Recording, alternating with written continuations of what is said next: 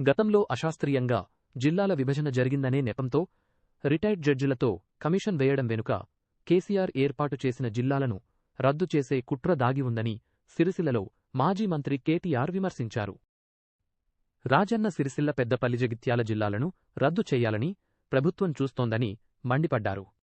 జిల్లా పరిషత్ ఎన్నికలను ఎగ్గొట్టేందుకే ఈ ఎత్తుగడలని ప్రజల సౌకర్యార్థం ఏర్పాటు చేసిన జిల్లాలను తొలగిస్తే ప్రభుత్వానికి ప్రజల చేతిలో చావుదెబ్బ తప్పదని ఆయన హెచ్చరించారు. ఈ ప్రభుత్వం చేస్తున్నట్టుగా మాకు అర్థమవుతున్నది. దాంతోపాటు జిల్లా పరిషత్ ఎన్నికలు పెట్టకుండా తప్పించుకోవాలనే ఒక ఎత్తుగడ కూడా ఈ కమిషన్ ఏర్పాటు వెనకాల ఉన్నట్టుగా మాకు అర్థమవుతా ఉంది.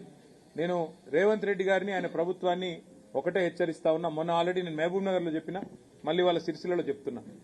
కేసీఆర్ గారు పరిపాలనా సౌలభ్యం కోసం అధికార వికేంద్రీకరణలో భాగంగా ప్రజలకు ఎంత సన్నిహితంగా అధికారులుంటే అంత లాభం జరుగుతుంది అని ఆలోచించి వారి సౌలభ్యం కోసం ఎక్కడో గంభీరరావుపేటలో ఉండే వాళ్ళు కరీంనగర్ పోవాలి అంటే దాదాపు 90-100 కిలోమీటర్ల దూరం.